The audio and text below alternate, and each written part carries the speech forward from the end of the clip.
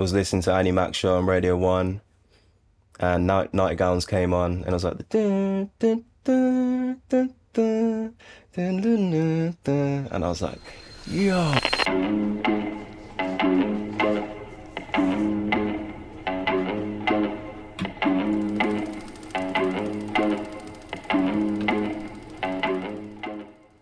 So the first one I've got is Tom Mish's Beat Tape 2. I first heard it when I was 18. I heard Nightgowns in the car with my friend Luke, shout out Luke. And before that I wasn't making music at all. And then I heard that on BBC Radio 1 and I was like, this is sick. Like I wanna do some of this. So I got home, downloaded Fruity Loops, and then yeah, I'm here. So shout out Tom Mish. He was the inspiration behind me starting to make music in general. So that's the first one, Beat Tape 2. So the next one is Nick Hakim, Green Twins. I first heard the lead single off of this, Green Twins, on a video on YouTube called Sofa Sounds. And the track was Green Twins as well. And it low-key nearly made me cry. Because he's just, yeah, I think he's one of the artists that made me realize that it's cool to have your own sort of sound and style. You want to make music that you want to hear, and I think trying to replicate something, it may prove to be like successful, but at the end of the day you've already got a version of that artist or band, so why do we need another, you know? So that's the second one, Nick Hakim, Green Twins. The third one, speaking about replication, is Radiohead, OK Computer.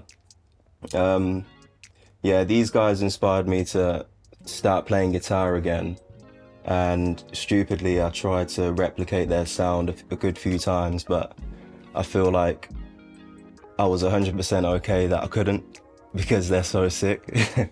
And yeah, we don't need another Radiohead, even though I could never amount to their sound and what they did for music in general.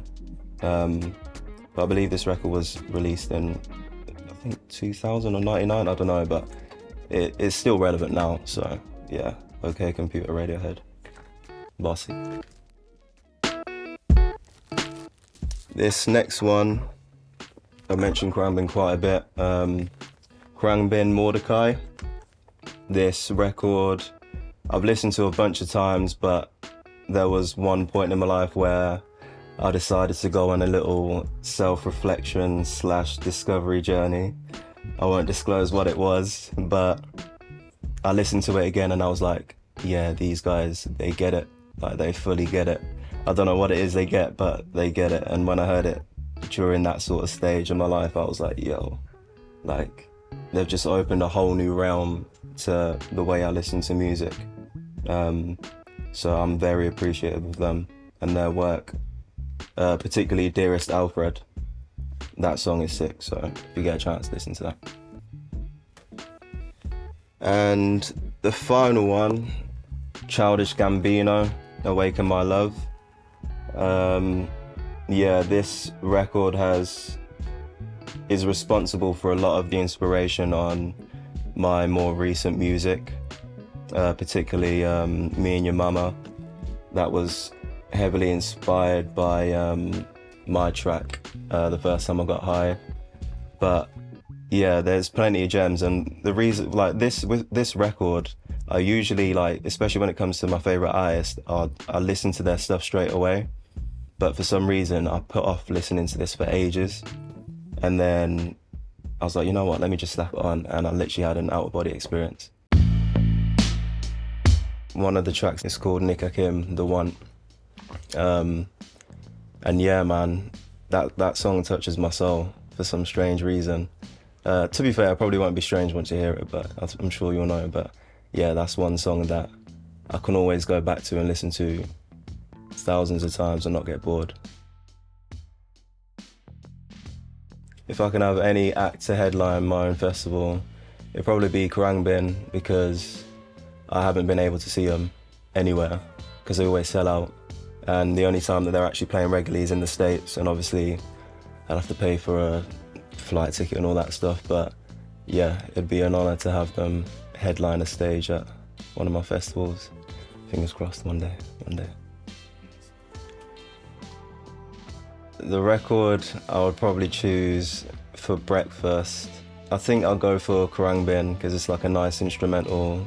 Sometimes there may be lyrics in, but I think maybe August 18 will probably be the one that I choose. The track I choose for lunch would have to be something from Kendrick Lamar's To Pimp a Butterfly. Maybe Mama. It's got a nice little bump to it, which will probably give me a bit of energy throughout the day. And then for dinner will probably be a composer called Armando Travaglioli. And I can't pronounce any of his tracks because they're all in Italian. But yeah, that would be like a nice little sort of warmer to the after party. For the after party, it's got to be K-Tronada. Anything that makes your head bop, yeah. I was listening to Annie Mac's show on Radio 1, and Night Gowns came on, and I was like, dun, dun, dun, dun, dun, dun, dun, dun, and I was like, yo, like, I think prior to that, I used to listen to a lot of like Drake and The Weeknd, so to have music like that move me in that sort of way, I knew that like that moment was important, because prior to that, I'd listened to music and I'd never had the urge to be like, oh, like, let me try and make that. I didn't even know Doors existed. So the fact that I listened to that in the car, went home, tried to find some music making software to like make it, speaks for itself. But I think I just wanted to evoke that same feeling that I got in that car for other people. And hopefully I've done that in a way, but again, like, I'm not too fussed if I haven't, because I've found my passion at the end of the day. So that's probably the thing that got me into music, yeah.